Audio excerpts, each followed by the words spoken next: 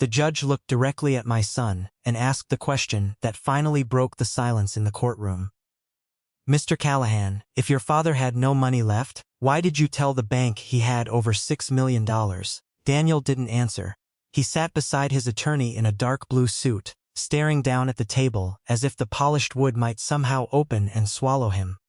Across the room, Margaret Voss, his 72-year-old mother-in-law, kept her hands folded tightly in her lap. She had once been one of the closest people in my life. Now neither of them would look at me. I sat quietly behind my attorney, Helen Price, my 76-year-old hands resting on the table. 6 months earlier, I had walked into First National Bank and asked for a $12,000 loan, $12,000. That was all I needed. The roof over my detached garage had developed a serious leak after a winter storm, and I wanted to repair it before the damage spread to the walls and electrical system. I could have paid for it myself if my accounts were accessible. At least, I thought I could. The loan officer had studied my application for several minutes before finally shaking her head. "I'm sorry, Mr. Callahan. We can't approve this." I'd stared at her. "Why?" She looked uncomfortable. "Your current financial profile doesn't support the loan." I almost laughed. "Ma'am, I don't mean to be rude, but I've never missed a payment in my life. I understand. I have substantial investments. I understand that too. Then what's the problem?"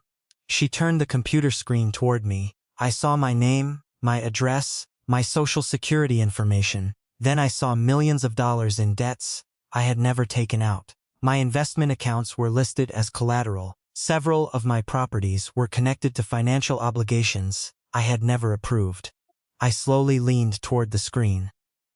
"What am I looking at?"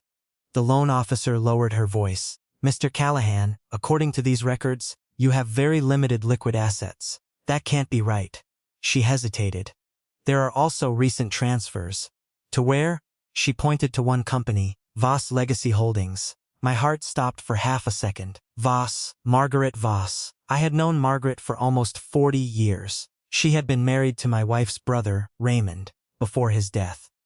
Even after Raymond passed away, Margaret remained part of our family. She had celebrated birthdays with us, spent Thanksgiving at our table, and sat beside me at my wife's funeral.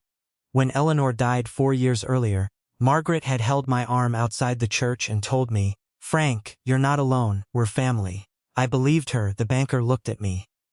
"Do you recognize this company?" "Yes." "Is it yours?" "No." "Then I think you need to speak with your son." My mouth went dry. "Why?" She pointed toward the application. "Because your son submitted this."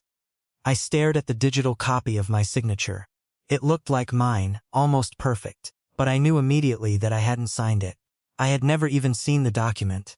I called Daniel from the bank parking lot. He answered after 2 rings. "Dad? Did you apply for a loan in my name?" There was silence. "What?" "A $12,000 loan." Another silence, then he said, "I was going to tell you." My stomach tightened. "Tell me what?" "You've been having some liquidity problems." I looked through the windshield at the bank entrance. "I have millions of dollars." His voice became strangely calm. "Not anymore." I stopped breathing for a moment. "What did you say?" "Dad, don't panic. Where is my money?" "It's invested." "In what?" "I'll come over." "Now, I can't explain everything over the phone." "Then get here." He never came. Margaret did. She arrived at my house that evening, wearing a cream-colored coat and carrying a leather handbag. She didn't even ask if she could come in. She walked straight into the kitchen. "Frank, where is Daniel? He asked me to talk to you." "Where is my money?" She sighed. "You're making this more dramatic than it needs to be." I stared at her. "My money, Margaret. Your assets were restructured. Without my permission? You gave Daniel authority." "No." She paused. "Frank, you signed the documents." "I did not." Her expression hardened. "You've been under a lot of stress. Don't do that." "Do what?" "Talk to me like I'm confused." She looked away. That was when I knew something was terribly wrong. Margaret had always been direct with me. She had never been afraid to disagree. But now there was something behind her eyes, not concern, fear. I stepped closer. "How much?" She didn't answer. "How much did you take?" That's not how it happened. Then tell me how it happened. She lowered her voice. Daniel was trying to protect the company. I felt a chill move through me. What company? My company. She looked at me. Not anymore. Those 3 words hurt more than the money. I had founded Callahan Industrial Supply in 1986 with 1 used delivery truck, 2 employees, and a rented warehouse that leaked every time it rained. For 38 years, I had worked there. I had missed vacations. I had missed birthdays. I had worked Christmas mornings because a shipment was delayed. I had buried employees who had become friends.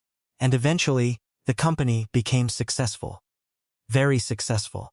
I never considered myself wealthy, but by the time I retired from daily operations, my investments and company shares were worth more than $6 million. Daniel had known that number since he was a teenager. He had grown up watching the company become part of our family. I had always believed that one day he would take over. That was why, when he asked me to step back, I listened. When he suggested changing investment managers, I considered it. When he asked for access to certain financial accounts, in case something happened to me, I trusted him. That trust was now sitting in front of me like an unpaid debt. Margaret picked up her handbag. You should rest. I stared at her. Don't tell me what I should do. She stopped at the doorway, then she turned around. Frank, you're 76. I waited. You need to accept that you're not in charge anymore. She walked out. I remained in the kitchen long after her car disappeared down the street. The house was silent. Eleanor's chair sat across from mine. I could still remember the last Christmas she had spent there, complaining that I never replaced the burnt-out bulb above the sink. I sat down slowly. Then I remembered something she had told me 2 years before she died. Frank, you trust Daniel too much. I had laughed. He's our son. She hadn't smiled. That's exactly why. At the time, I thought she was being overly protective. Now I understood the fear in her voice. I picked up the phone and called Helen Price, the attorney who had handled my business for more than 20 years. She answered immediately. Frank, I need you to come over. What happened? My son took my money. There was a long silence, then Helen asked, How much? I don't know. Are you safe? Yes. Then listen carefully. Don't call Daniel again. Don't confront Margaret. Don't sign anything. Don't move anything. Why? Because if they believe you don't know the full picture yet, they'll keep showing us exactly what they're willing to hide. I looked toward Eleanor's empty chair. What if there's nothing left? Helen's voice softened. Then we'll find out where it went. I closed my eyes. For the first time since I had built my company, I felt completely powerless. But Helen had one sentence that I would remember for the rest of my life. Frank, don't fight them emotionally. Let them make mistakes. I opened my eyes. Do you think they'll make mistakes? No, she said. I think they'll believe they're too smart to make any. And that was the first reason I began to hope. Because people who believe they have already won tend to stop watching their backs. The next morning, Helen arrived at my house before 9. She carried a leather briefcase and the same expression she had worn whenever one of my suppliers tried to change a contract after I had already signed it. Calm, focused, unimpressed. She placed the briefcase on my kitchen table. Before we do anything, she said, I need you to tell me everything you remember about the last 18 months. I poured her coffee. Everything? Everything that seemed strange. I sat across from her. For the next 2 hours, I went through every conversation I could remember. Daniel asking for access to my investment accounts. Daniel insisting that I needed a new financial advisor. Margaret suddenly becoming involved in company meetings again, statements arriving late. Passwords being changed. Documents I couldn't remember signing. Helen wrote everything down. Then she asked a question that stopped me. When did Daniel first start telling you that you were forgetting things? I thought about it. About a year ago. Before or after your accounts were changed? Before. How much before? Maybe 2 months. Helen nodded slowly. That matters. Why? Because if they were preparing to question your mental capacity before they moved your money, that suggests this wasn't spontaneous. I leaned back. You think they planned it? I think we should assume they did until the evidence tells us otherwise. She opened her laptop. I've already contacted your financial institutions. You did that without telling me? Yes. Why? Because you hired me 30 years ago to protect you from exactly this. I smiled faintly. That sounds like you. I also contacted your accountant. Robert? Yes. What did he say? Helen's expression changed. He was surprised. About what? He hasn't prepared your personal financial statements in 8 months. I frowned. That's impossible. He says Daniel told him you had moved your accounting elsewhere. I stared at the table. I never told him that. I know. The room became quiet. Helen pulled out several printed pages. These are preliminary records. She pushed them toward me. I looked at the first page, a wire transfer. $1,250,000 from one of my investment accounts, recipient, Voss Legacy Holdings. Date, the 14th of March. I looked at the next $850,000, same company. Then another $600,000. Then another. I stopped counting. The total exceeded $4 million. My hands began to shake. Helen noticed. Frank? I swallowed. Where did it go? That's what we're finding out. Can we get it back? Possibly. Possibly. It depends on what they did with it. I pushed the papers away. Why would Daniel need $4 million? Helen didn't answer immediately. Then she said, your company has been losing money. I looked up. What? Callahan Industrial Supplies debt has increased dramatically over the past year. That doesn't make sense. Your latest corporate filing shows several new loans. I never approved those. You didn't need to, apparently. She pointed at another document. Daniel has been operating under authority. He claims you granted him. I stared at the papers. I remembered signing something almost a year earlier. Daniel had brought it to me after dinner. Just routine company paperwork. He had said. I hadn't read every page. That memory hit me like a punch. I had trusted my son. That was the weakness they had used. Helen leaned forward. Frank, I need you to remember something very important. What? Don't blame yourself for trusting your son. I looked at her. You don't understand. I understand perfectly. No, I should have known. You knew what you believed was true. That isn't enough. It has to be. She closed the folder. Because if you spend the next 6 months punishing yourself, Daniel wins twice. I looked away. That afternoon, Helen arranged a meeting with a forensic accountant named Michael Reed. Michael was 64, quiet, and extremely patient. He spent nearly 4 hours reviewing the records. Then he looked at me. Mr. Callahan, I have a question. Go ahead. Did you authorize any transfer to Voss Legacy Holdings? No. Did you authorize any loans against your investment accounts? No. Did you authorize changes to the ownership structure of Callahan Industrial Supply? No. He nodded. Then we have a serious problem. Michael showed us a spreadsheet. The transfers weren't random. They followed a pattern. Money moved from my personal investments into one company. From that company, it moved into another, then into accounts connected to the business. Then some of it returned to Voss Legacy Holdings. Michael pointed at the screen. They're creating distance between the original source and final destination. Helen looked at him. Money laundering? No. Michael shook his head. Not necessarily, but they're making the transaction trail complicated. I stared at the numbers. What are they trying to hide? Michael zoomed in. Debt. He showed me several outstanding loans. Your son appears to have been using your assets to support company borrowing. Why? Because the company may not qualify for these loans on its own. I sat back. That was the first major piece of the puzzle. Daniel wasn't simply taking money. He was using my wealth as collateral to keep a failing company alive. But there was something else. Michael clicked on another document. Look here, a company called Voss Capital Partners had received a payment of $480,000. The description read, consulting services. I frowned. What consulting services? Michael looked at me. That's what I'd like to know. I knew exactly who to ask, Margaret. But Helen stopped me. No, she knows. I agree. Then why not ask her? Because she may lie. She probably will. Exactly. Helen smiled slightly. And when she lies, we need the lie documented. 2 days later, Margaret called me. I was sitting in the living room when my phone rang. Frank? Yes. I heard Helen is investigating. I didn't answer. She continued. You're making a mistake. What mistake? Turning this into a legal war. I looked at the photograph of Eleanor on the mantel. You think I should just let it go? I think you should think about your family. My family is why I'm doing this. She sighed. Daniel is terrified. Of what? Losing everything. I almost laughed. He already took everything from me. He didn't mean for it to go this far.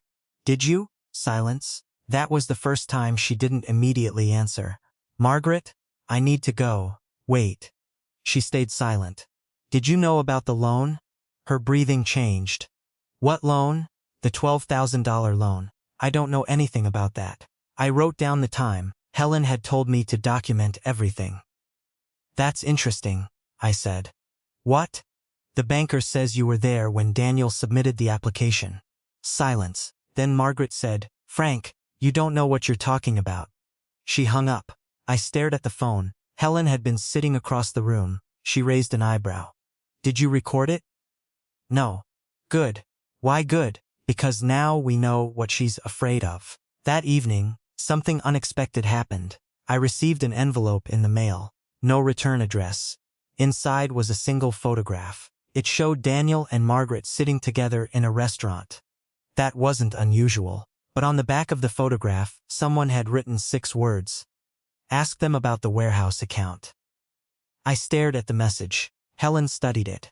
Who sent this? I don't know. She turned the photograph over. Then we're going to find out. The next morning, Michael traced the warehouse account. It belonged to an old company account I hadn't used in years. There was almost no money in it. Almost. Because 3 months earlier, someone had deposited $1.8 million into it. I looked at Helen. Where did that money come from? Michael opened the transaction history. The answer appeared on the screen. A transfer from one of my personal investment accounts. Then another transaction appeared. The entire $1.8 million had been transferred out 48 hours later. Recipient? A company owned by Margaret. I slowly stood. Now we know where one of the missing millions went. Helen closed her laptop. No, Frank, she looked at me seriously. Now we know where they wanted us to look. I stared at her. What do you mean? She tapped the photograph on the table. Someone wants you to discover the warehouse account. Why? Because the real money may be somewhere else. And for the first time, I understood that finding the truth wasn't going to be about following the money. It was going to be about figuring out who wanted me to find it. The following morning, I woke before sunrise, with the photograph still on my mind. I had placed it beside my coffee cup the night before, and every time I looked at the 2 faces in it, I felt the same strange mixture of anger and disbelief. Daniel was smiling in the picture. Margaret was leaning toward him, listening closely. They looked comfortable together, like 2 people who had nothing to fear. That was what bothered me most. They should have been afraid. Instead, someone else seemed afraid for me. At 7:30, Helen called. Frank, I found something. I sat down. What? The warehouse account isn't the only account they used. I waited. There are 3 more. She emailed me the records. I opened them slowly. The first account had belonged to Callahan Industrial Supply. The second was connected to an old equipment subsidiary. The third was unfamiliar.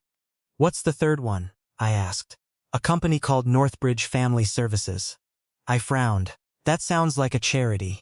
It isn't. Helen explained that Northbridge had been created 11 months earlier. Its registered manager was Margaret Voss. My stomach tightened. Why would Margaret create a company like that? We don't know yet. What's its purpose? On paper? Family consulting and estate management. I stared at the screen. Estate management? Yes. I remembered the documents Daniel had brought to me months earlier. He had told me they were related to estate planning. At the time, I had barely glanced at them. Now I realized the word estate had appeared more than once. I called Helen back. Can you find the documents Daniel had me sign? I already did. Anything connected to Northbridge? Yes. Her voice became quieter. Frank, your signature appears on the formation documents. I closed my eyes. I never signed those. I know. What does Northbridge own? That's the interesting part. She paused. Nothing. I opened my eyes. Nothing? Not directly. Then why create it? Because it appears to have been used as an intermediary. I leaned back. Helen explained that money had moved through Northbridge before reaching other companies, but there was one payment that stood out. $2 million had entered Northbridge from an account belonging to me. 3 days later, almost all of it had disappeared. Where did it go? I asked. That's what I'm trying to trace. Can you? Eventually. I looked toward the window. Snow had begun falling again. Then trace it. There was a pause. Frank, there's something else. What? Someone accessed your personal email last night. I froze. Who? I don't know yet. Did they take anything? They deleted 12 messages. What messages? I recovered 9. My heart began beating faster. Anything important? One was from your accountant. What did it say? Helen hesitated. Robert wrote that he had discovered discrepancies in your tax records. What kind? Large charitable deductions. I frowned. I don't donate that much. I know. How much? Almost $100,000 over 2 years. I stared at the wall. Where did the donations go? Helen answered slowly. Northbridge Family Services.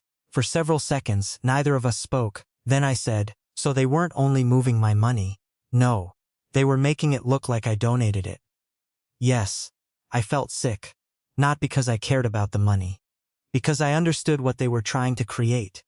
If anyone questioned the missing funds, they could say I had voluntarily given them away.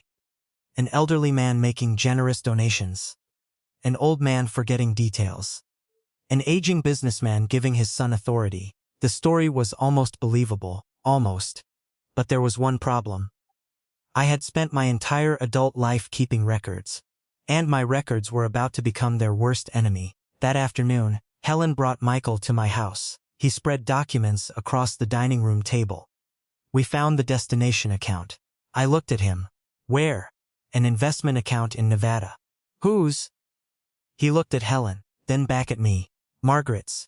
I felt no satisfaction, only disappointment. How much? $3.4 million. I slowly sat down.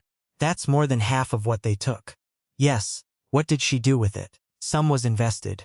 Some went toward property purchases. Some was transferred to Daniel. How much went to Daniel? About $600,000.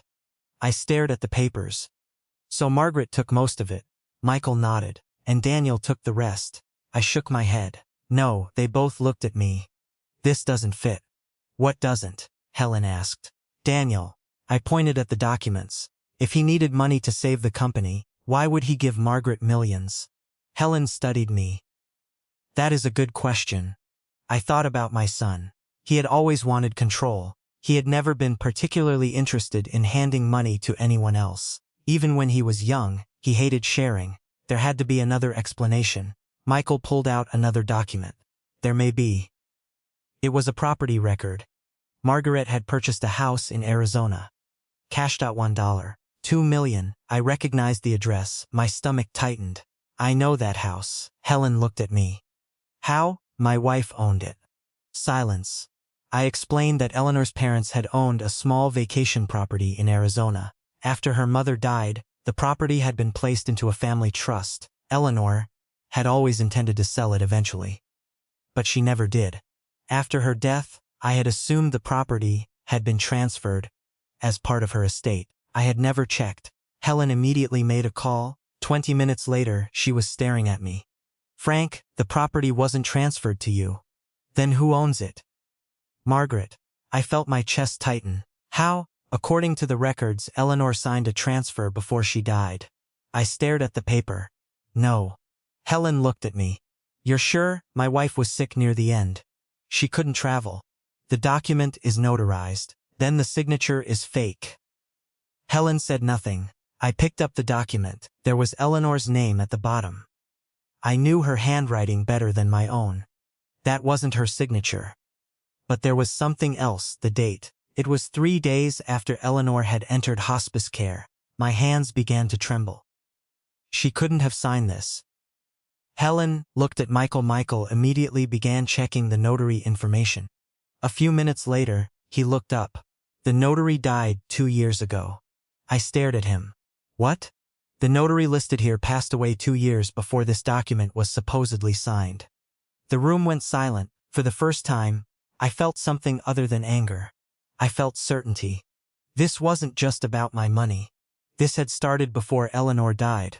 Someone had been preparing for this, long before I realized anything was wrong. I stood and walked toward the old cabinet where I kept Eleanor's personal papers. I had not opened it in years. Inside were letters, photographs, insurance documents, and a small black notebook. I pulled it out. Helen watched me. What is that? Eleanor's. I opened the notebook. Most of the pages contained ordinary notes, grocery lists, appointments, names. Then I reached the final section. There were several entries I had never seen. The first was dated 6 months before Eleanor died. Daniel asked again about Dad's retirement accounts. I stopped. The next entry was dated 2 weeks later. Margaret says Frank should simplify everything before it becomes difficult. Then another. Something is wrong. I don't trust the way they keep asking about documents. I looked at Helen. She knew. Helen nodded. I turned the page. The final entry was written in shaky handwriting. Frank must never sign anything for Daniel or Margaret without Helen present. I felt my throat tighten. Then I saw one more sentence beneath it. It was underlined twice. If they ever say Frank is confused, check the Arizona property first. I stared at those words. Helen slowly stood. Frank, I looked at her. What? She pointed toward the notebook. Your wife knew exactly where to tell us to look. I closed the notebook. For 4 years, I had believed Eleanor had left me nothing but memories. Now, sitting at that table with forged documents spread around me, I realized she had left me something far more important. A warning, and somewhere in Arizona, there was an answer waiting for us. The next morning, Helen booked 2 tickets to Arizona. I almost told her I didn't want to go. At 76, I had no desire to chase old documents across the country. My knees hurt when the weather changed, my back complained whenever I sat too long, and the idea of getting on a plane suddenly seemed exhausting. But every time I thought about Eleanor's final note, I remembered the sentence she had underlined. If they ever say Frank is confused, check the Arizona property first. So, I went. We arrived in Phoenix just after noon and rented a small car. Helen drove while I sat beside her with Eleanor's notebook in my lap. Neither of us talked much. The property was located in an older neighborhood outside Scottsdale. It wasn't the luxurious vacation home I remembered from family trips. It was a modest ranch-style house with faded stucco, a small backyard, and a lemon tree beside the garage. I hadn't seen it in nearly 15 years. I stood at the front gate. Eleanor loved this place, I said. Helen looked at the house. Then let's find out why she wanted you to look here. The property records showed Margaret as the owner. But when Helen checked the county database again, she found something strange. Margaret had never actually purchased it. The ownership transfer had been submitted electronically through a title company. Helen called the company. After 20 minutes, she hung up. They still have the original file. Can we see it? Yes. The title company was less than 15 minutes away. A woman named Susan met us in a conference room and placed a thick folder on the table. She seemed nervous, Helen noticed. Is there a problem? Susan shook her head. Not exactly. She opened the folder. The transfer document was there. Eleanor's signature, the notary stamp, the witness signature. Everything looked official, until Susan pointed to the final page. This page was added later. I leaned forward. How do you know? The paper stock is different. Helen examined it. Susan continued. Our original documents were printed on security paper. This page wasn't. I looked at the signature. Can you tell who added it? No. Helen looked at me. Is there anything else? Susan hesitated. There was a letter. What letter? It was attached to the original file. She pulled out another envelope. The handwriting on the front was Eleanor's. My heart began pounding. I recognized it immediately. Susan handed it to me. It's addressed to you. My fingers shook as I opened it. Inside was one page, Frank, if you're reading this, then something happened that I hoped never would. I don't know whether I'm being paranoid, but I don't trust Daniel's relationship with Margaret anymore. They have been asking questions about your investments, the company, and this property. I asked Daniel why, and he told me he was simply planning for the future. But yesterday I found something in his office that frightened me. A copy of your signature. I don't know why he has it. I don't know what he's planning. But if I'm wrong, forgive me. And if I'm right, don't confront him. Take everything to Helen. I stopped reading. The room had become blurry. Helen gently took the letter from my hand. There's more, she said. I looked again. The final paragraph was only 3 lines. I found a second set of records in the blue storage box, beneath the floor cabinet. I put them there, because I no longer trust the people around us. The box is still in the Arizona house. I folded the letter carefully. Let's go. We returned to the property before sunset. The house had been empty for years. Helen checked the cabinets while I searched the bedrooms. Then I remembered something. The floor cabinet. We found it in the hallway. It was old and heavy. Helen moved the rug aside. There was a small panel underneath. I tilted slowly. My knees protested. Let me. Helen lifted the panel. Beneath it was a blue metal box. My heart pounded as she pulled it free. The lock was already open. Inside were documents, bank statements, copies of contracts, photographs, and one small USB drive. Helen picked up the first document. Her expression changed. What? She handed it to me. It was a power of attorney document. The date was from 3 years earlier. The document claimed that I had granted Daniel broad authority over my finances. But I remembered that day. Daniel had asked me to sign a limited authorization for company operations. Nothing more. I had never granted him control over my personal wealth. Helen examined the document. This is not the version you signed. What does that mean? It means someone replaced pages. She kept digging. Then she found something even more important. A handwritten list. It contained account numbers and dates. At the bottom, Eleanor had written, "Check the insurance trust." Helen looked at me. "Did you have an insurance trust?" "Yes." "Who controlled it?" I thought for a moment. Daniel was listed as beneficiary. "Only beneficiary?" "Yes." Helen looked at the papers. "Then that's where the missing piece may be." We drove back to the hotel. Michael joined us by video call while Helen connected the USB drive to her laptop. There were dozens of files. Most were scans of financial records. Then one folder appeared. "Eleanor," I whispered. Inside were recordings, audio files. Helen clicked the first one. Eleanor's voice filled the hotel room. "Frank doesn't know yet." A man's voice answered Daniel. "We don't have much time." My entire body went still. Daniel sounded younger, angry. Margaret's voice followed. "You promised me this would be handled quietly. It will be. What about Frank? He'll sign whatever I put in front of him." I closed my eyes. Hearing my son's voice was worse than seeing the documents. The recording continued. Margaret said, "And if he doesn't?" Daniel answered, "Then we use the doctor." Helen stopped the recording. I opened my eyes. "What doctor? We need the rest." She played another file. This time Daniel was speaking to someone I didn't recognize. "He's getting suspicious," the stranger replied, "then establish diminished capacity before he can challenge anything." My hands became cold. Helen immediately copied the files. Michael listened carefully. Then he said something that changed everything. "Frank, these recordings are important, but they're not enough by themselves." "Why?" "Because we need to prove when they were made and who is speaking." Helen nodded. "We'll authenticate them." I stared at the laptop. There was another folder. It was labeled with a date, the date Eleanor had died. I hesitated before opening it. Inside was a single scanned document. It was a letter from a doctor. It stated that Eleanor had been concerned about financial pressure being placed on me by Daniel and Margaret, but the doctor had written one additional sentence.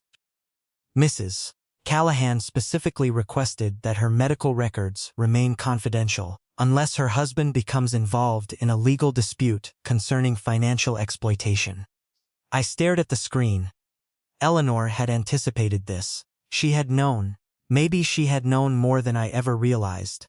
Then Helen opened the final file. It was a spreadsheet. At the top was a handwritten title. Money they think they hid. Michael began tracing the account numbers. One by one, the missing transfers appeared, but the total made all three of us go silent. It wasn't 6 million, it was almost 8 million. Helen looked at me. Frank, your son didn't empty your accounts. I stared at her. Then what did he do? She pointed at the spreadsheet. He emptied them twice. The first transfers had taken my money. The second transfers had borrowed against assets that were still technically mine, and suddenly the $12,000 bank loan made sense. I hadn't been denied because I was poor. I had been denied because someone had deliberately made me look financially ruined while secretly using my wealth to secure millions in credit. I sat back. For the first time, the betrayal became clear. Daniel hadn't simply stolen my fortune. He had built an entire financial story in which I was supposed to look like the irresponsible old man who had lost everything. And there was only one reason someone would go to that much trouble. Helen closed the laptop. They're not trying to take your money anymore. I looked at her. What are they trying to take? She met my eyes. Your identity as the owner of everything you built. My phone rang. It was Daniel. I stared at his name on the screen. Helen whispered, "Answer it." I did. "Dad?"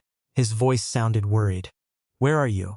I looked at Helen, then at Eleanor's notebook, then at the documents spread across the hotel table. I kept my voice calm. "I'm visiting an old family property." There was a long pause. "Urzosa?" I said nothing. His breathing changed. Then he asked quietly, "Who told you about Arizona?" And that was when I knew. Daniel was not afraid of what I had found. He was afraid of what he thought I might find next. Daniel was still on the phone. "Dad, I asked you a question." I looked through the hotel window at the dark Arizona sky. "Why does it matter where I am?" "Because that property belongs to our family." "No," I said quietly. "It belonged to Eleanor." Silence. Then Daniel laughed nervously. "Dad, you're confused."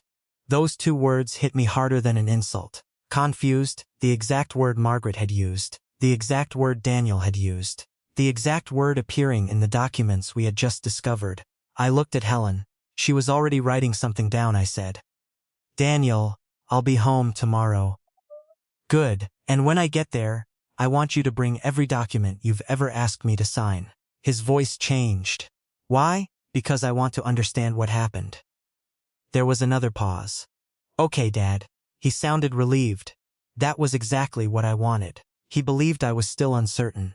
He believed I was still playing defense. I ended the call. Helen looked at me. "You did well." I almost lost my temper. "But you didn't." I smiled. "My wife taught me something." "What?" "Never interrupt someone who's busy revealing himself." The next morning, we flew home. I didn't tell Daniel what we had found. I didn't tell Margaret. I didn't tell anyone in the family. Instead, Helen arranged for Michael to work with a financial investigator and an independent document examiner.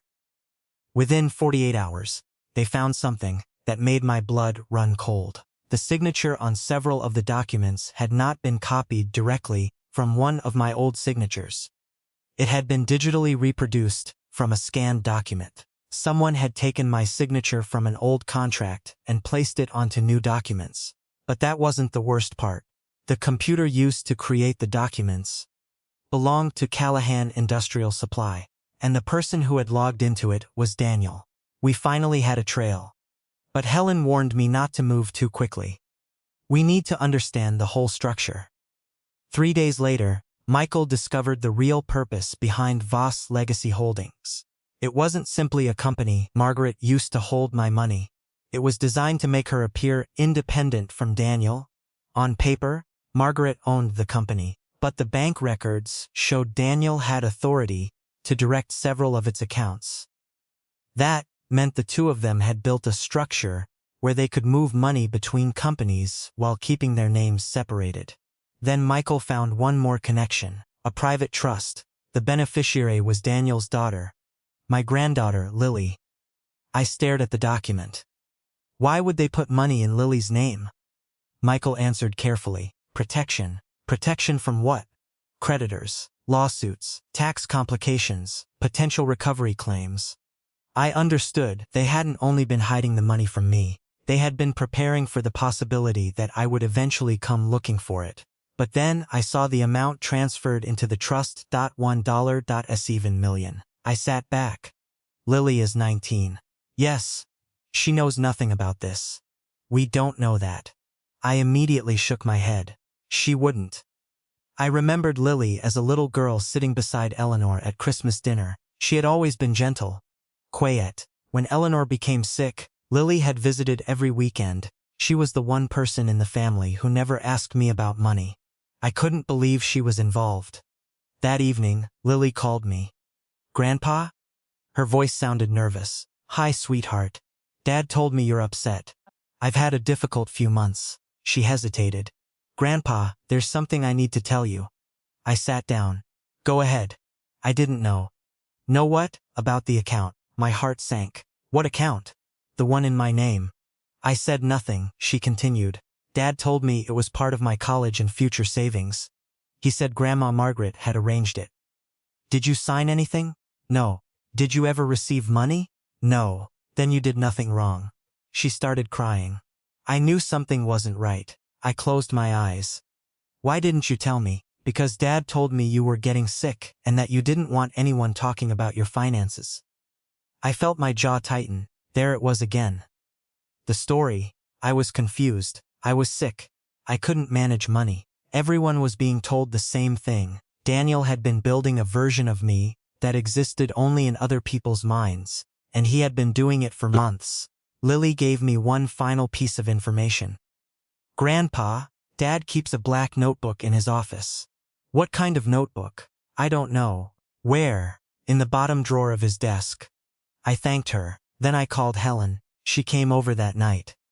We can't break into Daniel's office, I said. I know. So how do we get the notebook? She smiled. We don't. The next morning, Daniel came to my house. He looked exhausted. Dad, we need to talk. I invited him inside. He sat across from me. For the first time in months, I looked at my son without seeing the little boy he had once been. I saw the man he had chosen to become.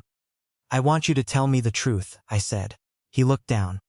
I made mistakes. How much money did you take? I didn't take anything. Then where is it? He rubbed his forehead. You don't understand the business. I built the business. Things changed. How? He didn't answer. I waited. Finally, he whispered. The company was failing. That was the first honest thing he had said. Why? Bad investments. How bad? Bad enough. I stared at him. You could have told me. You would have taken control. Yes, you would have fired me. Maybe. His eyes filled with frustration. I couldn't lose everything. I shook my head. You didn't have to lose everything. He looked at me. You don't understand, Dad. I spent my whole life being your son. I didn't understand, he continued. Everyone knew your name, your company, your money, your reputation. I was always the kid who inherited everything. And that bothered you? It made me feel small. I felt something break inside me. Not anger, something sadder. You were never small to me. He looked away. I continued. You were my son. He didn't respond. Then I asked the question that mattered. Did you forge my signature? His face changed. Only for a second, but I saw it. That was enough. I don't know what you're talking about. I nodded. Okay. He stood. I should go. Daniel. He stopped. I loved you before you had $1. He turned around. And I would have helped you if you had asked. His eyes became wet. For 1 second, I thought he might finally tell me everything. Instead, he said, it's too late. Then he walked out. I waited until his car disappeared. Helen stepped out from the hallway. She had heard everything. He admitted the company was failing. Yes. And he admitted he knew about the money. Yes. That was enough for me. She placed a folder on the table. Then we're ready. Inside were court filings, bank records, forensic reports, property records, and copies of Eleanor's evidence. But Helen had saved one final document. She placed it in front of me. It was a letter from my old accountant, Robert. He had written it 8 months earlier. I believe someone is manipulating your financial records. I attempted to warn Daniel, but he told me you were no longer mentally capable of managing your affairs. I stared at the letter. Robert had tried to protect me. Daniel had lied to him too. Helen looked at me. Tomorrow morning, we file. I nodded. For everything? For everything. The following week, Daniel and Margaret were served. The banks froze the disputed accounts. The companies connected to the transfers were placed under review. The Arizona property was temporarily protected from sale. And for the first time in months, nobody was telling me I was confused. Instead, they were asking me questions. The courtroom came 2 weeks later. Daniel sat across from me. Margaret sat beside him. The judge reviewed the evidence. Bank records, forged signatures, hot authorizations, high transfers, the recordings from Arizona, Eleanor's letter, the forensic report. Then the judge looked at Daniel. Mr. Callahan, did you knowingly use your father's assets to secure loans? Daniel looked at me, his face was pale. Yes. The courtroom became silent. And did you know your father had not authorized several of the transfers?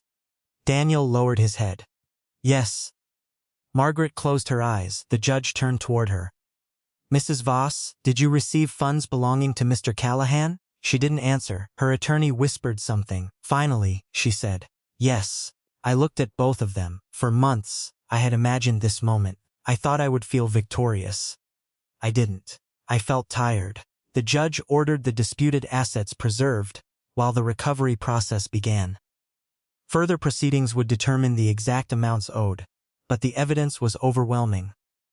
Most of the money could be traced. Some had already been recovered. The Arizona property was returned to my estate. The accounts held through Margaret's companies were frozen. Daniel was removed from control of the family business. But the most painful consequence came afterward. He came to my house alone. No attorney, no Margaret, no excuses. He stood on my porch for nearly a minute before speaking. Dad. I opened the door. He looked older than he had a month before. I don't expect forgiveness. I said nothing. I just wanted to tell you I'm sorry. I looked at him. I believe you are. He lowered his head. I thought money would finally make me equal to you. I sighed. You were never competing with me. He nodded. I know that now. There was a long silence. I can't give you back the years, he said. No, I can't undo what I did. No, but I can spend the rest of my life making sure nobody else gets hurt because of me. I looked at my son. Part of me wanted to close the door. Another part remembered the boy who once fell asleep on my shoulder during a baseball game. I couldn't erase that boy. But I couldn't pretend the man standing before me hadn't betrayed me either. I don't know what happens between us now, I told him. He nodded. I understand. He turned to leave Daniel. He stopped. Don't spend the rest of your life trying to become me. He looked back. Become someone you can respect. He wiped his eyes. Then he walked away. Months later, the garage roof was finally repaired. I paid for it myself. No loan, no son, no permission from anyone. Just my own money, restored through the patient work of attorneys, accountants, banks, and investigators. I kept Eleanor's notebook in my desk. Sometimes I opened it. Not because I wanted to remember the betrayal. Because I wanted to remember that she had tried to protect me, even when she knew she wouldn't be there to do it herself. One evening, I sat in the garage beneath the new roof. Rain fell outside. For the first time in years, I listened to it without worrying about water coming through. I thought about the $12,000 loan that had started everything. It had seemed humiliating at the time. An old man with millions on paper, standing in a bank and begging for a tiny loan because his own son had made him look broke. But that loan had given me something money never could. It forced me to look, to question, to stop trusting appearances. And eventually, to uncover the truth. I had spent my life believing wealth was the greatest thing I could leave my family. I was wrong. The greatest thing I could leave them was the lesson. Eleanor had left me. Trust should be given with love, but it should never be given without wisdom. And sometimes the strongest revenge isn't watching someone suffer. Sometimes it's simply standing in the same life they tried to take from you, rebuilding it honestly, quietly, and completely, while they are left to live with the consequences of their own choices. The courtroom had emptied by the time I stepped outside. But the consequences of what happened inside followed me all the way home. For the first time in months, I wasn't looking over my shoulder. The disputed accounts were frozen. The properties were protected. The business records were under examination. The money that could be traced was being recovered, and the documents Daniel and Margaret had used against me were being challenged one by one. But winning a legal battle didn't mean I suddenly felt whole. For several nights afterward, I slept bad. I would wake around 3 in the morning and hear the house settling in the darkness. Then I would remember the bank teller telling me I couldn't qualify for a $12,000 loan. I would remember Margaret standing in my kitchen. I would remember Daniel saying, "Not anymore." And then I would remember Eleanor's warning. "You trust Daniel too much." She had been right, but there was something I had never admitted to myself. I had trusted Daniel because I was afraid of becoming unnecessary. After I retired, I had convinced myself that handing pieces of the business to my son was simply part of growing older. I told myself that every father eventually steps aside, but somewhere along the way, stepping aside had become disappearing. Daniel didn't just take my money. He had slowly convinced me that my judgment no longer mattered. That was the part I needed to understand. One afternoon, Helen came to see me. She placed a folder on the kitchen table. "The recovery process is going better than expected." Looked at her. "How much?" "Enough that you won't have to worry about your future." I nodded. That was good news. But I wasn't celebrating. "What about the company?" Helen sighed. "That's complicated. Callahan Industrial Supply had survived, but barely. The loans Daniel had taken had damaged its reputation. Several long-term customers had moved their business elsewhere. Employees were nervous. I asked Helen whether I should sell it. She shook her head. "That's your decision." I thought about the warehouse where I had spent nearly 4 decades. The loading docks, the old break room, the office where I had once eaten lunch with Eleanor. I realized I no longer wanted to spend my remaining years proving that I could still run a company. "I'll sell it." Helen smiled. "Are you sure?" "Yes." "Why?" "Because I built it to give my family security." I looked toward the window. It was never supposed to become a battlefield. The sale took several months. The new owners retained most of the employees, which mattered to me. I stayed long enough to make sure everyone received what they were owed. On my final day, I walked through the warehouse alone. One of the longtime employees, Joe Ramirez, found me near the loading dock. "You really leaving, Frank?" "I think it's time." Joe shook his head. "You've been here forever." "I know," he smiled. "You'll miss it." "I probably will." He looked at me for a moment. "Your son messed up badly." I didn't answer. Joe lowered his voice. "But you didn't." I looked at him. He shrugged. "Just thought you should know." Those 4 words stayed with me. You didn't. Maybe that was what healing looked like. Not forgetting, not pretending, just finally understanding that someone else's choices did not define the value of your life. A few months later, Lily visited me. She brought groceries, as she often did. She placed the bags on the counter. "You're eating too much frozen food." I laughed. "You sound like your grandmother." She smiled. Then her expression became serious. "How are you?" "Better." "Really?" I nodded. She sat across from me. "Dad asked about you." I looked at her. "What did he say?" "He said he misses you." I didn't respond. "He's working again," she continued. "Doing what?" "Construction management." I smiled faintly. "That sounds like him." "He's going to therapy." I raised an eyebrow. "Your father?" "Yes." I hadn't expected that. "Is he changing?" Lily thought for a moment. "I don't know." Then she looked at me. "But he's trying." I nodded. Trying wasn't the same as repairing, but it was a beginning. She reached into her purse and pulled out an envelope. "What's that?" "Something Grandma left." My heart stopped. "Where did you get it?" "Dad gave it to me." I opened the envelope carefully. Inside was a photograph of Eleanor and me from our first year of marriage. On the back, she had written, "Frank, if life ever becomes too heavy, remember that we built more than money." I stared at the photograph. Then I turned it over. There was another sentence.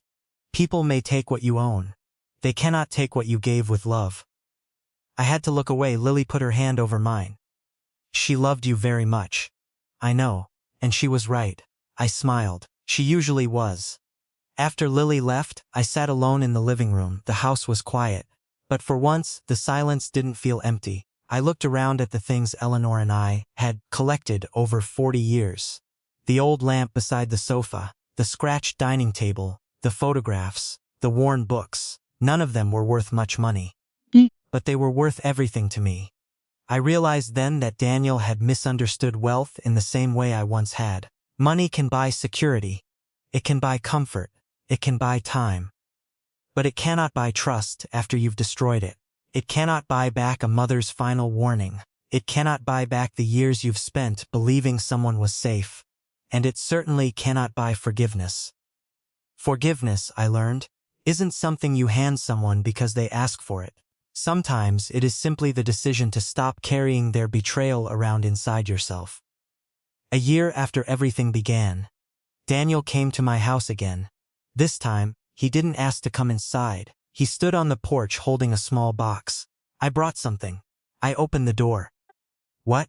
He handed it to me. Inside were old photographs. Me teaching him to ride a bicycle. Eleanor holding him at Christmas. Daniel sitting on my shoulders at the county fair. I looked through them slowly. I found them in storage, he said. I nodded. I thought you should have them. I looked at my son. He seemed different, not transformed, not magically redeemed, just older, more honest. I don't know if we can go back, he said. We can't, he nodded, but maybe we can go forward. I looked at him for a long moment. Then I stepped aside. Come in. He entered the house. We sat at the kitchen table. For nearly 2 hours, we talked not about money, not about the lawsuit, not about the company. We talked about Eleanor. We talked about childhood. We talked about the mistakes we had both made. Daniel cried when he told me that he had spent years believing I was disappointed in him. I told him something I should have said decades earlier. I was never disappointed because you weren't me. He looked at me. I thought you were. I was disappointed when you stopped being yourself. He lowered his eyes. I don't know who I am anymore. I nodded. Then start there. That was all I could give him. Not a clean slate, not control over my finances, not the old relationship. Just an opportunity to become someone better. Before he left, he stood at the door. Dad? Yes, I'm sorry. This time, I believed him. But believing an apology and forgetting the betrayal were two different things. I watched him walk down the driveway. Then I closed the door. I didn't feel victorious. I felt peaceful. Months later, I finally replaced the old garage door. It was a small thing, but I had delayed it for years because there was always something more important. That morning, I stood outside and watched the new door open smoothly. Sunlight filled the garage. I smiled. The $12,000 roof repair that started everything had become a strange gift. Without that failed loan, I might never have discovered what my son had done. Without the investigation, I might never have found Eleanor's notebook. Without Eleanor's warning, I might never have learned how carefully people can manipulate someone by convincing them they're too old to notice. I had spent decades building wealth, but in the end, the most valuable things I recovered were not dollars. They were my independence, my confidence, my voice, and the ability to trust my own judgment again. I still had difficult days. I still missed Eleanor. I still wondered sometimes how things might have turned out if Daniel had simply asked me for help. But I no longer lived inside those questions. I had learned something at 76 that I wished I had understood at 30. Getting older doesn't mean becoming powerless. It means you've lived long enough to know that patience can be stronger than anger, records can be stronger than accusations, and truth doesn't need to shout to win. My son thought he could empty my millions and leave me begging for a tiny bank loan. He was wrong. He could move my money. He could forge documents. He could convince people I was confused. But he could never erase the life I had built, the people I had loved, or the truth Eleanor had left behind. And when everything finally came to light, I didn't need revenge. I only needed to stand still long enough for the truth to catch up with them. It did. And when it finally did, I discovered that justice wasn't about watching my son lose everything. It was about making sure he could never again take something that wasn't his. That was enough. More than enough, because after 76 years of living, I finally understood the difference between being rich and being wealthy. Rich is having millions in the bank. Wealthy is being able to sit at your kitchen table at night. Look around at the life you've built, and know that nobody, not even your own child, can take away the dignity with which you built it.